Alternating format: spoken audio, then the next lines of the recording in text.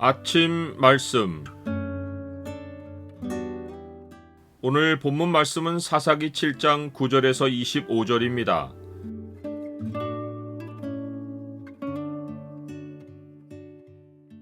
주가 하시는 일에만 확실한 결말과 영광이 있다. 오늘 본문을 소망의 창으로 보면 싸움의 승리가 어떻게 찾아오는지가 보입니다. 소망의 창을 보여주는 구절은 7장 9절입니다. 그 밤에 여호와께서 기드온에게 이르시되 일어나 진영으로 내려가라. 내가 그것을 네 손에 넘겨주었느니라. 22,000명의 군사들이 두려워서 집으로 돌아가고 나머지 10,000명 가운데서 하나님의 시험을 통과한 300명만이 미디안과의 싸움에 나갑니다. 이때 남은 300명만 아니라 돌아가는 자들까지 양식과 나팔을 손에 들고 있습니다. 양식이라고 하면 분명 양식을 넣어서 들고 온 항아리까지입니다.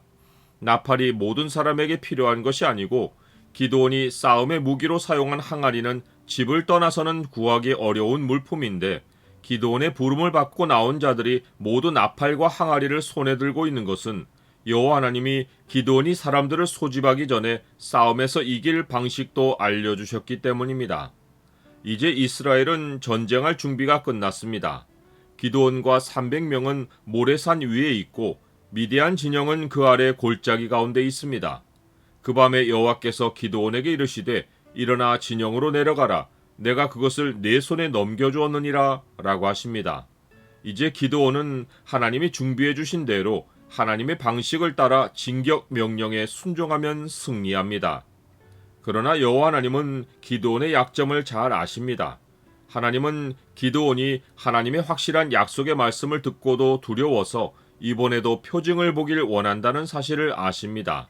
일반의 상황이면 기드온이 양털로 하나님을 시험하며 표징을 구할 때 벌써 그를 꾸짖으셨을 것입니다. 그러나 여호와 하나님이 이스라엘이 나를 거슬러 스스로 자랑하기를 내 손이 나를 구원하였다 할까 함이라 라고 하셨듯이 기드온조차 아무것도 자랑할 것이 없게 하려고 그가 양털 표징을 구할 때 침묵하고 2번이나 들어주셨고 이번에는 아예 먼저 표징을 알려주고 확인하게 하십니다. 하나님이 알려주신 표징인즉 기드온이 그의 부하 부라와 함께 진영으로 내려가면 그곳에서 미디안 사람들이 하는 말을 듣고 손이 강하여져서 그 진영으로 내려가리라는 것입니다. 이에 기드온이 부하를 데리고 미디안 군대가 있는 진영 근처로 내려가니 헤아릴 수 없는 엄청난 수의 미디안 군대와 낙타떼가 눈에 들어옵니다. 두려움이 더욱 기드온을 사로잡았을 것입니다.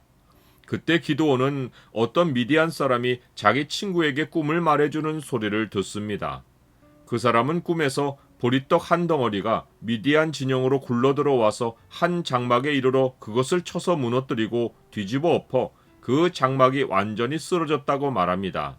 그 말을 듣고 있던 친구가 즉시로 해몽하는데 이 꿈은 다른 것이 아니라 이스라엘 사람 요아스의 아들 기드온의 칼이라고 하며 하나님이 미디안과 그 모든 진영을 그의 손에 넘겨주셨다고 확신 있게 결론을 내립니다. 꿈은 일반적으로 하나님이 사람에게 경고를 전달하시는 방편입니다. 하나님은 한 번 말씀하시고 다시 말씀하시되 사람은 관심이 없도다. 사람이 침상에서 졸며 깊이 잠들 때에나 꿈에나 밤에 환상을 볼 때에 그가 사람의 귀를 여시고 경고로서 두렵게 하시니 이는 사람에게 그의 행실을 버리게 하려 하심이며 사람의 교만을 막으려 하심이라. 그는 사람의 혼을 구덩이에 빠지지 않게 하시며 그 생명을 칼에 맞아 멸망하지 않게 하시느니라. 하나님 백성을 대적하는 자들이 꾸는 꿈은 하나님이 행하실 두려운 일을 경고합니다. 미디안 사람이 꾼 꿈이 그러합니다. 그들은 하나님이 꿈으로 경고하신 것을 피하지 않다가 재앙을 당합니다. 나는 꿈으로 경고를 받은 일이 있습니까? 기드온은 꿈 이야기를 듣고 용기를 얻습니다. 그는 자정에 300명과 함께 진영 근처에 이르러 동시에 나팔을 불고 항아리를 부수고 왼손에 횃불을 들고 오른손에 나팔을 들어 불며 여호와와 기드온의 칼이다 라고 외칩니다.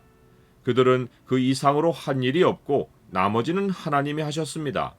하나님은 대적들의 마음에 두려움을 심어 온 진영의 군사들이 뛰고 부르짖으며 친구끼리 칼로 치고 도망하게 하셨습니다. 기드온은 이것으로 여호와 하나님께 감사하고 하나님이 홀로 영광을 받으시도록 해야 했습니다. 그러나 그는 마을로 되돌아간 이스라엘 사람들을 다시 불러내어 미디안을 추격하게 했고, 미디안을 앞질러 수로를 점령하여 미디안의 두 방백 오렙과 스앱을 잡아 죽이고 그들을 죽인 자리를 오렙 바위와 스앱 포도주 틀이라고 부르며 승리를 기념했습니다. 사람은 항상 주께서 그어주신 경계를 넘어 자기 영광을 추구하다가 문제를 당하고 내리막길을 걷습니다. 사무엘이 이르되 왕이 스스로 작게 여길 그때의 이스라엘 지파의 머리가 되지 아니하셨나이까? 어찌하여 왕이 여호와의 목소리를 청종하지 아니하고 탈취하기에만 급하여 여호와께서 악하게 여기시는 일을 행하였나이까?